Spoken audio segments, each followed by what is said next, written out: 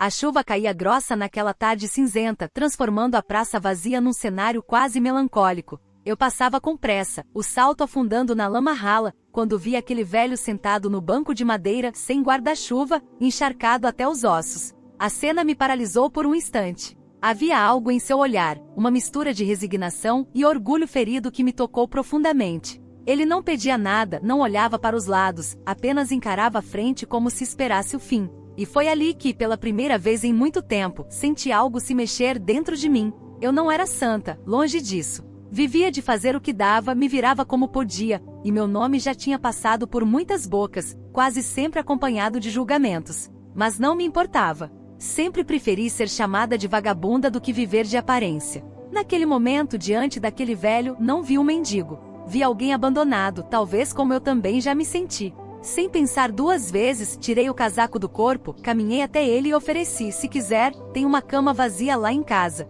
Mas vai ter que me obedecer. Ele me olhou pela primeira vez. E sorriu. Levei-o comigo sem fazer perguntas. Subimos a rua estreita sob o olhar curioso das vizinhas. Algumas abriram a janela, outras cochicharam no portão. Era sempre assim. Se fosse um homem bonito e jovem, diriam que era mais um. Mas como era um velho, pensaram que eu tinha enlouquecido. E talvez eu tivesse mesmo. Mas há uma linha tênue entre loucura e coragem, e eu sempre vivi ali no meio. Chegando em casa, preparei um banho quente e roupas limpas. Ele mal falou, apenas agradeceu com um aceno tímido. Eu disse que podia ficar quanto quisesse, desde que não me incomodasse. E ele, com um leve gesto, concordou. Naquela primeira noite, dormimos sob o mesmo teto como dois estranhos. Eu na minha cama, ele no quartinho dos fundos, onde antes guardava ferramentas e tralhas. O barulho da chuva no telhado me impediu de dormir por horas. Não pelo medo dele, mas pela inquietação que crescia dentro de mim. Quem era aquele homem?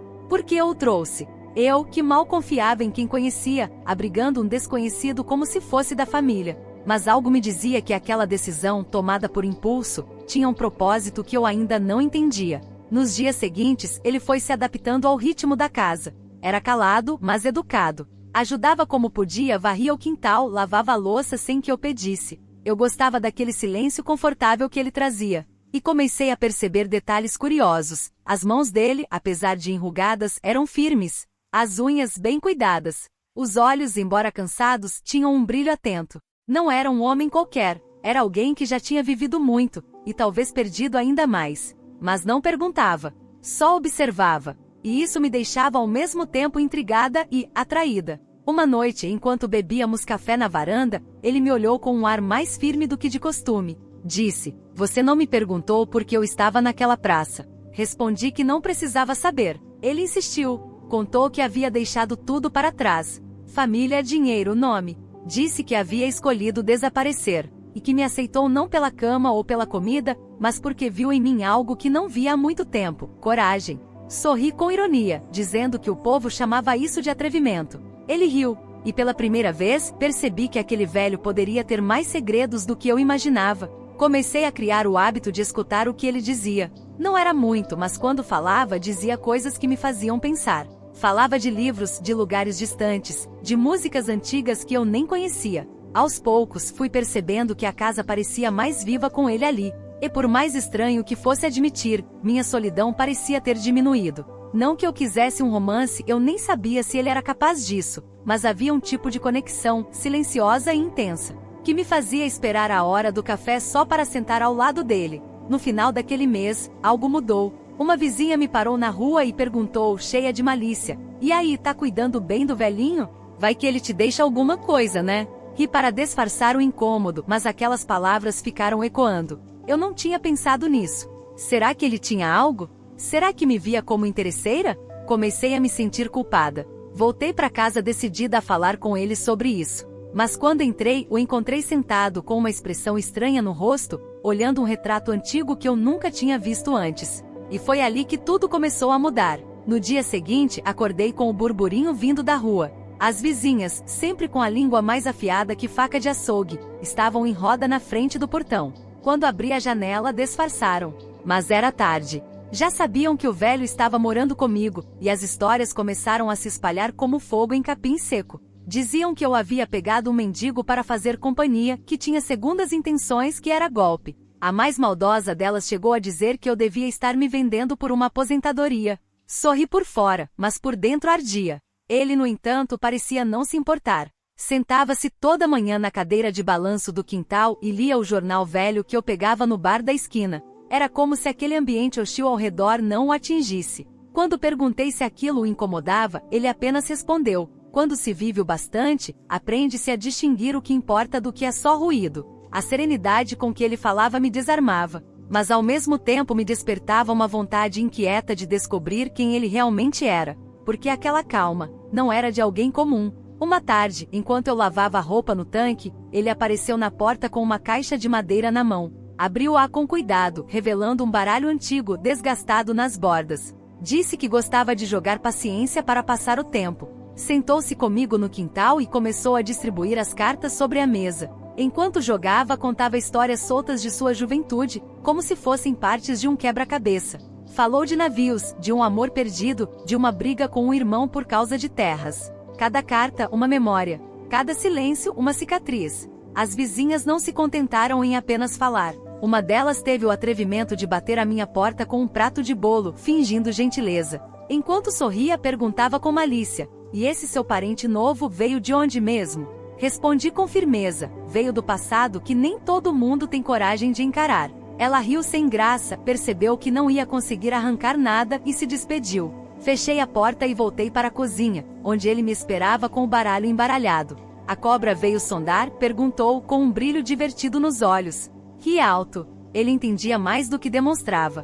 Com o tempo, comecei a perceber que ele observava tudo. Sabia quem era falso, quem era fofoqueiro, quem me queria mal dava pequenos conselhos, quase sempre disfarçados de piada. Uma vez disse: se um dia quiser saber quem são seus inimigos, observe quem sorri demais quando você tropeça. Fiquei pensando naquilo por dias. Nunca tive alguém para me orientar daquele jeito. E aquilo, de um jeito torto, me fazia sentir protegida. Mas também me fazia desejar algo que eu não queria admitir nem para mim mesma. A presença dele estava se tornando necessária. As conversas noturnas aumentaram. Agora sentávamos lado a lado na varanda, tomando chá, ouvindo músicas antigas no radinho. Ele contava detalhes sobre viagens à Europa, sobre vinhos, óperas, cavalos. Coisas que não combinavam com um velho esquecido em uma praça. Comecei a suspeitar que sua história era mais rica, e talvez mais trágica, do que ele deixava escapar. Perguntei uma vez se ele já foi casado. Ele respondeu com um olhar distante: fui, mas perdi mais do que ganhei.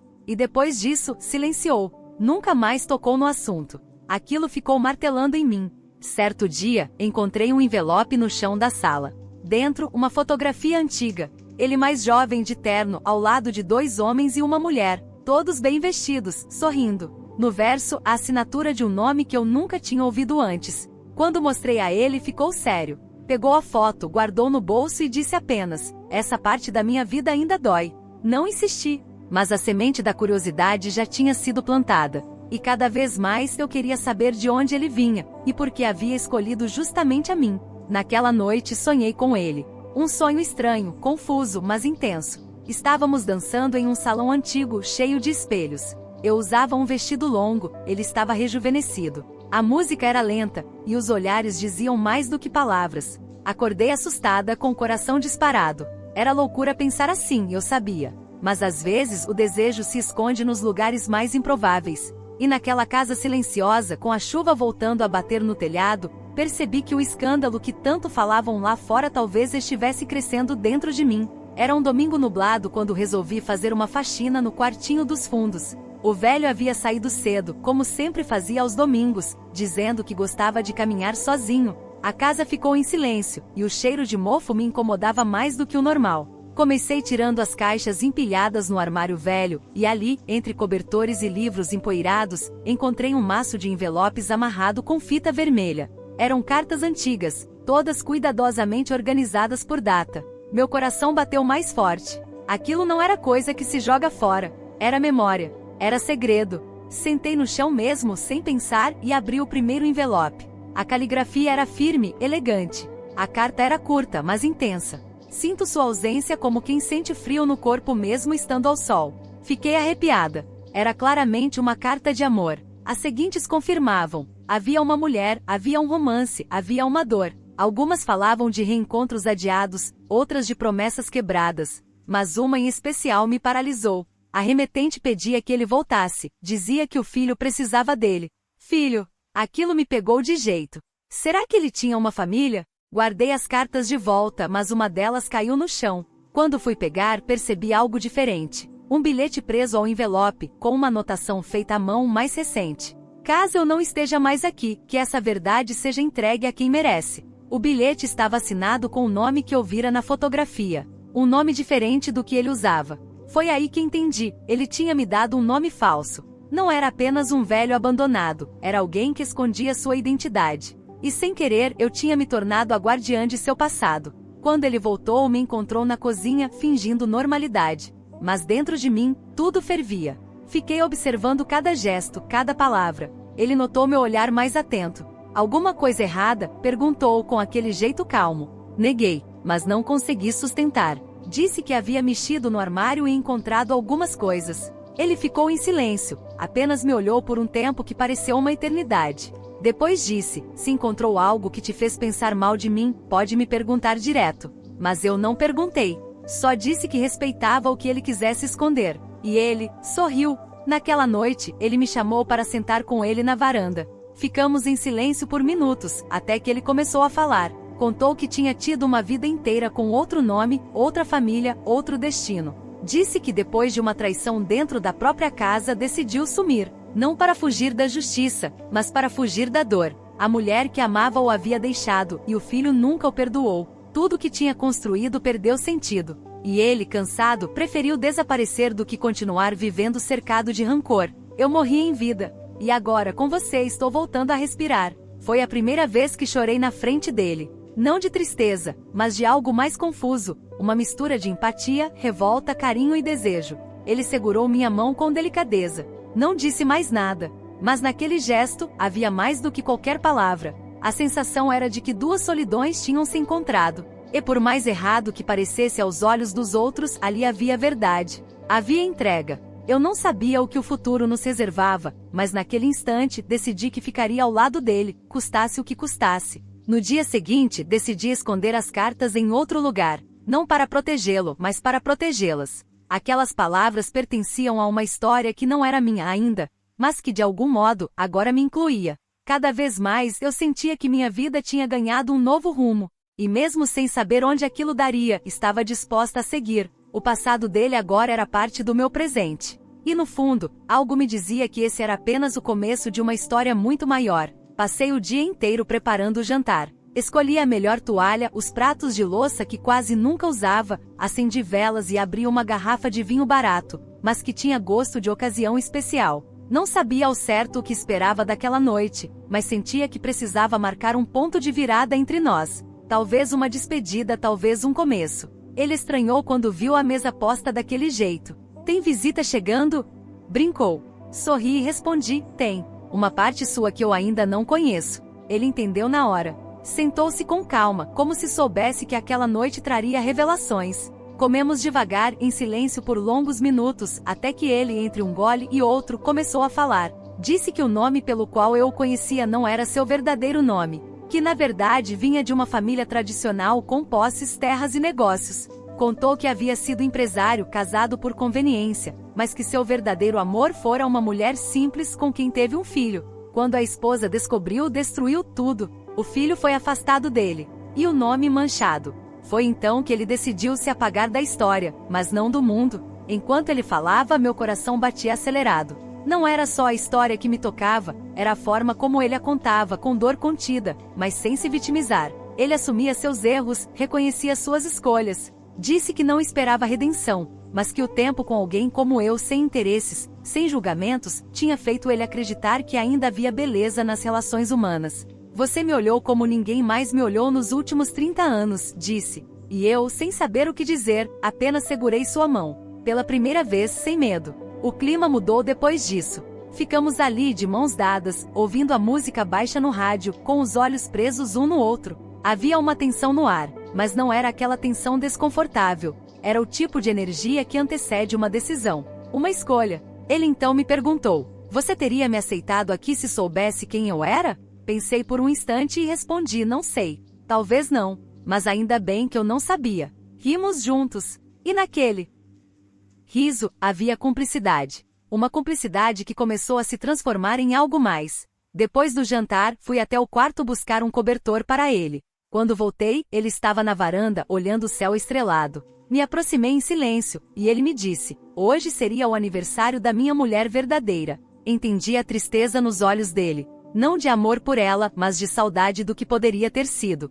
E você? Perguntou ele, já amou alguém de verdade? Fiquei em silêncio por um tempo. Depois respondi: acho que estou aprendendo agora. Ele me olhou surpreso, mas não disse nada. Só me envolveu no cobertor, num gesto simples, mas cheio de carinho. Ficamos ali por longos minutos. O tempo parecia suspenso. E pela primeira vez, senti que minha presença fazia parte de algo maior. Não era mais sobre ele ou sobre mim. Era sobre dois destinos que haviam se cruzado por acaso, ou talvez por necessidade. Um procurando redenção, o outro pertencimento. E ali, naquela varanda iluminada pela luz das velas e das estrelas, senti que o mundo lá fora já não importava. As vizinhas, os julgamentos, o passado dele ou o meu, nada disso pesava mais. Porque naquele instante só existíamos nós dois. Antes de se recolher, ele me olhou com um olhar diferente. Um misto de ternura e admiração.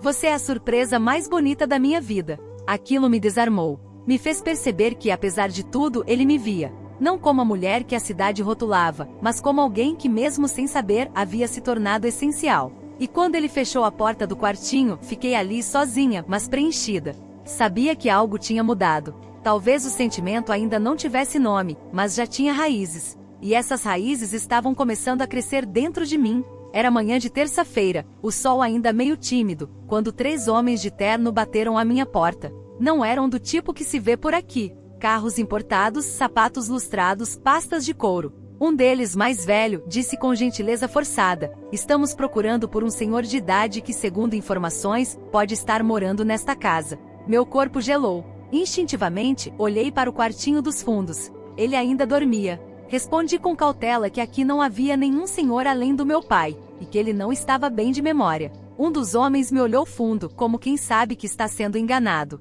Pedi que esperassem na varanda e fui acordá-lo. Encontrei-o sentado na cama, já vestido, como se esperasse por aquilo. Eles vieram, né? Disse com serenidade. Eu confirmei com um aceno, e ele apenas suspirou, como quem já carregava esse peso há anos. Vou falar com eles. Mas você escuta, tá? Porque depois disso talvez tudo mude. Aquilo me arrepiou. Ajudei-o a se arrumar melhor e o acompanhei até a sala. Os homens se levantaram na hora, como se vissem um fantasma. Um deles, o mais novo, parecia emocionado. E foi aí que a verdade começou a sair das sombras. O mais velho, que parecia ser o porta-voz, se dirigiu a ele com formalidade. Senhor Augusto, o senhor desapareceu há 7 anos. Sua família acreditava que o senhor estivesse morto. Ele levantou a mão, pedindo silêncio. Disse que não queria ouvir nada da antiga vida, que havia decidido se afastar por vontade própria, e que tudo o que tinha precisava ficar como estava. Mas o mais jovem interrompeu com voz trêmula: sou seu filho.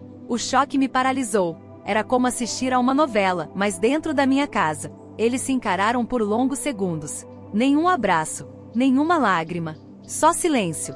Depois de um tempo, o filho contou que após a morte da mãe começou a procurar pelo pai. Disse que havia se arrependido, que queria entender o passado. Trouxe documentos, fotos, até um testamento antigo. Foi aí que falaram sobre uma herança. Algo grande, muito grande. Terras, ações, imóveis. Disse que por lei, tudo pertencia ao meu velho, já que ele não estava morto oficialmente. E que se ele quisesse, poderia retomar tudo aquilo. Mas ele apenas balançou a cabeça e disse: não me interessa mais. Já encontrei o que precisava. E olhou para mim. Meus olhos marejaram. Os homens ficaram desconcertados. Disseram que era um erro, que ele não podia simplesmente ignorar aquele patrimônio. Falaram de empresas esperando decisões, de dinheiro parado. Mas ele foi firme. Eu não preciso mais de nada disso. O que eu precisava era de paz. E agora tenho. Eles insistiram um pouco mais, mas perceberam que não adiantava. Antes de irem embora, o filho se aproximou, ainda meio incrédulo. E quanto à sua neta? Ela queria te conhecer. Ele tremeu ao ouvir aquilo. Pela primeira vez, vi seus olhos se encherem d'água. Mas não respondeu. Apenas baixou a cabeça. Depois que foram embora, ficamos um bom tempo em silêncio. Eu não sabia o que dizer. Ele me olhou com uma mistura de tristeza e alívio. Agora você sabe tudo. Se quiser que eu vá embora, eu entendo. Meu coração apertou. Me aproximei, segurei sua mão e disse: você não vai a lugar nenhum. Essa casa também é sua agora. Ele sorriu cansado. Disse que tinha medo de me envolver naquilo, mas que ao mesmo tempo se sentia em dívida comigo. E foi então que disse, quase como quem confessa um pecado: preciso mudar meu testamento. Naquela noite, ele ficou em silêncio, pensativo. Fiquei imaginando o que se passava na cabeça dele. Família, neta, fortuna, passado. Eu também estava confusa. Tinha medo de me apegar demais, de estar entrando em algo que fugia do meu controle. Mas uma parte de mim, aquela parte que sempre escolheu com o coração, dizia que ele precisava de mim mais do que nunca. E eu também precisava dele. Porque mesmo sem promessas, sem beijos, sem toques mais íntimos, havia entre nós uma entrega que nem o tempo, nem o dinheiro podiam comprar.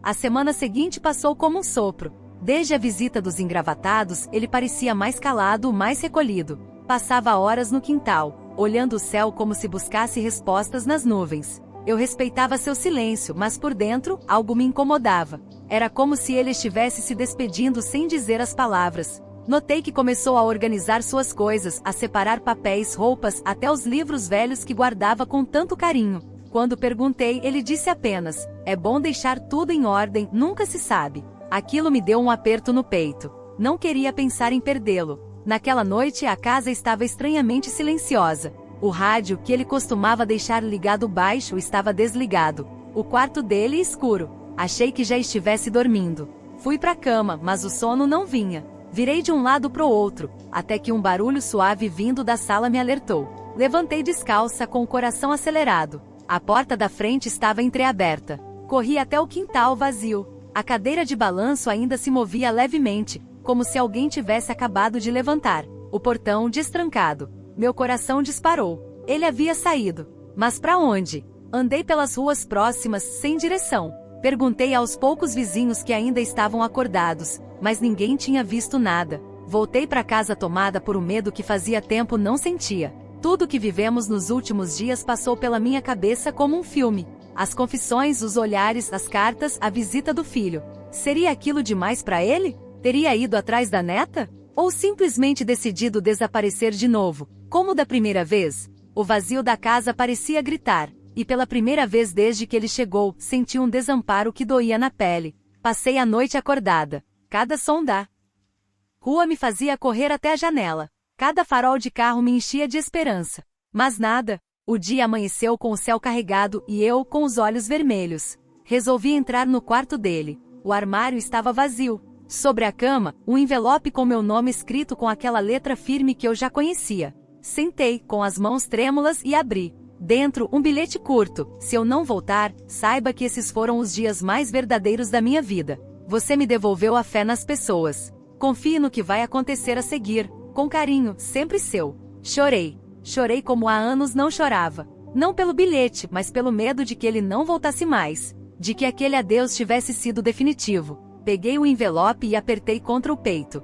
Senti a ausência dele como um vento frio entrando pela fresta da alma. Mas no fundo, sabia que ele não faria aquilo por mal. Se foi, foi por achar que estava me protegendo. Ou talvez, por saber que algo estava prestes a acontecer, porque havia algo naquele bilhete. Uma promessa, uma pista, um silêncio cheio de significado. No fim da tarde, recebi uma visita inesperada. O motoboy entregou um envelope lacrado, com o mesmo nome que ele havia usado na carta. Dentro, uma procuração assinada, um documento do cartório e um mapa desenhado à mão. Fui até o endereço indicado. Era um escritório discreto, com aparência antiga. Lá, um senhor de terno me esperava com um sorriso gentil. Ele deixou instruções muito claras, minha senhora. Disse que você era a única pessoa em quem confiava. Me entregou uma chave. A senhora agora é responsável por tudo. Fiquei sem reação. Tudo o quê? Ele não explicou muito. Disse que eu precisava ver com meus próprios olhos. E que quando estivesse pronta, a verdade me seria revelada por completo. Voltei para casa com a chave apertada na mão, o coração acelerado e a cabeça cheia de perguntas. A casa, agora silenciosa demais, parecia me observar. A cadeira de balanço, imóvel. O rádio desligado. E eu sentada ali, me perguntando se um dia ele voltaria. Ou se aquela chave seria o início de um novo capítulo, onde eu descobriria que a história dele era também a minha. 2 dias depois, fui chamada ao cartório por meio de uma ligação curta e objetiva. A senhora precisa comparecer. É sobre o testamento do senhor Augusto. Aquilo me pegou de surpresa. Ele ainda não havia voltado, e o vazio que deixará parecia crescer a cada manhã. Cheguei ao local com o coração apertado, vestida com a melhor roupa que tinha. Ao entrar na sala, vi rostos desconhecidos. Homens de meia idade, uma mulher elegante com expressão fria, e um rapaz jovem que me olhou com curiosidade. Todos pareciam se conhecer, e todos me olharam como se eu não devesse estar ali. O tabelião, um homem sério e calvo, iniciou a leitura sem rodeios. Disse que Augusto havia deixado um testamento há anos, mas que havia feito uma atualização recente, registrada poucos dias antes de seu desaparecimento. Todos ficaram atentos. Eu, ainda sem entender o motivo de estar ali, até que ouvi meu nome. A senhora, meu nome, por ter lhe devolvido a dignidade, o afeto e o direito de ser visto como homem e não como passado, deixo todos os meus bens, imóveis, contas e participação em empresas. O silêncio que se seguiu foi absoluto. Um daqueles silêncios que gritam. A mulher elegante se levantou de imediato. Isso é um absurdo. Essa mulher nem é da família. O rapaz tentou contê-la, mas ela continuou. Ele estava senil. Alguém o manipulou. O tabelião manteve a calma. Todos os exames feitos atestam que ele estava plenamente lúcido. A assinatura é legítima. E está tudo conforme a lei. Eu não sabia onde enfiar a cara. Nunca desejei fortuna. Muito menos causar esse tipo de revolta. Mas a verdade é que ali, no meio de tanta hostilidade, eu só pensava em uma coisa. Por que ele fez isso? O filho dele, o mesmo que havia estado em minha casa dias antes, se aproximou ao final da leitura. Me olhou nos olhos com uma mistura de dor e respeito. Meu pai fez o que achou certo. Não sei o que vocês viveram, mas obrigado por ter estado com ele. Fiquei sem palavras. Não havia mágoa em sua voz, apenas resignação. Já a mulher, que depois descobri ser uma sobrinha distante, saiu bufando, dizendo que recorreria à justiça. Mas ali eu já entendia, mais do que a fortuna, o que eles não aceitavam era que um velho solitário tivesse encontrado amor e dignidade fora do sangue da família. Saí do cartório com uma pasta cheia de documentos e a cabeça cheia de dúvidas. Era muita coisa. Terras em outros estados, contas que eu nem saberia como mexer, propriedades antigas. Me sentia deslocada naquele novo universo. Voltei para casa andando, tentando digerir tudo. E ao entrar, senti o cheiro dele ainda no ar. A cadeira vazia. O rádio desligado. As cartas guardadas. E agora eu, sentada com uma pasta no colo, sem saber o que fazer com tudo aquilo. Herdei mais do que bens. Herdei a história de um homem que fugiu de tudo, e me deixou tudo. Naquela noite demorei a dormir. Fiquei pensando em como a vida dá voltas. Como uma decisão simples, oferecer abrigo a um velho desconhecido, podia mudar completamente o curso da minha existência. Não sabia ainda como administrar tanta responsabilidade, mas sabia que de alguma forma, ele confiava em mim. E essa confiança era o bem mais valioso que ele poderia ter deixado. O dinheiro, as terras, tudo aquilo era apenas consequência. O que ele realmente me deixou foi algo que ninguém ali entenderia, o direito de ter sido escolhida. E isso não tinha preço. Comecei a fazer planos. Não de luxo nem de ostentação, mas de dignidade. Pensei em reformar a casa, abrir um pequeno negócio, talvez ajudar outras pessoas como ele. Aquela herança não podia ser apenas uma mudança de vida material, precisava ser também um recomeço emocional. E no fundo eu ainda tinha esperança. Esperança de que ele voltasse. Que batesse a porta uma noite qualquer, com aquele sorriso discreto, e dissesse: "Achei que você fosse fugir com tudo." E eu responderia: "Tarde demais. Agora quem manda aqui sou eu." Os dias que seguiram a leitura do testamento foram uma mistura estranha de euforia e angústia. De um lado eu me tornava dona de uma fortuna que nunca sonhei em ter. Do outro, a ausência dele virava uma ferida aberta que não cicatrizava. Cada canto da casa ainda guardava um pouco de sua presença. O cheiro do sabão que ele gostava, a xícara preferida no escorredor, as cartas escondidas no armário. Eu andava pela casa como quem busca algo que já sabe que não vai encontrar. E mesmo cercada de novos papéis, contratos e chamadas de advogados, me sentia vazia. A cidade inteira ficou sabendo. As vizinhas, antes tão rápidas para julgar, agora sorriam com falsidade e me chamavam de dona. Queriam saber da herança, do dinheiro, se eu ia me mudar. Me tratavam como se eu tivesse ganhado na loteria. Mas ninguém perguntava como eu estava. Ninguém queria saber como era acordar todo dia com um misto de gratidão e culpa. Porque sim, a culpa também veio. Por tê-lo acolhido sem saber quem ele era. Por ter me apegado demais. Por ter, talvez, sido o motivo dele ter ido embora. Será que ele achava que me deixava um presente ou um peso? Comecei a colocar as finanças em ordem. Conheci pessoas do passado dele, funcionários antigos, advogados, corretores. Gente que falava dele com respeito, mas nenhum afeto. Para o mundo, ele havia sido um homem duro, implacável. Só eu conhecia seu lado mais doce e mais humano. Mas, quebrado. E só agora entendia. Talvez ele tivesse me escolhido porque sabia que eu não o queria por aquilo que ele possuía. Porque me viu como alguém que também carregava feridas invisíveis, que também sabia o que era ser olhada de cima para baixo. E de alguma forma, a nossa solidão se reconheceu. Comecei a pensar na neta dele. Aquela que o filho mencionou com tanta delicadeza. Será que ela sabia quem ele era de verdade? Será que queria conhecê-lo? Escrevi uma carta, guardada até hoje na gaveta, na esperança de um dia entregar a ela. Porque parte do que ele foi, também era dela. E talvez, um dia, ela entenda porque ele escolheu desaparecer e recomeçar em silêncio, ao lado de uma mulher que o mundo chamava de vagabunda, mas que ele viu como salvação, ou pelo menos como companhia para os últimos capítulos da vida. Usei parte do dinheiro para reformar a casa. Nada extravagante, mas o suficiente para tirar o mofo das paredes e a tristeza das janelas. Transformei o quartinho dele numa pequena biblioteca. Guardei as cartas em caixas novas, organizei os livros, deixei a cadeira de balanço no mesmo lugar. Era minha forma de manter viva a memória dele sem aprisioná-la. Comecei a atender pessoas da comunidade, oferecendo ajuda com documentos, pequenas causas, orientações. A vida dele me inspirou a fazer mais. Não por vaidade, mas por reconhecimento. Porque ele me ensinou que todos merecem uma segunda chance. E às vezes, quando o vento sopra mais forte e o céu escurece como naquela tarde em que o conheci, sento na varanda com uma xícara de chá e fecho os olhos. Consigo ouvi-lo dizendo aquelas palavras que mudaram tudo. Você me olhou como ninguém mais me olhou. E sorriu. Porque mesmo sem ter voltado, ele nunca foi embora de verdade. Está em cada escolha que faço, em cada silêncio que carrego, em cada gesto de amor que hoje sou capaz de dar. Ele me deixou fortuna, sim. Mas a maior herança foi ter me feito acreditar que eu merecia ser amada.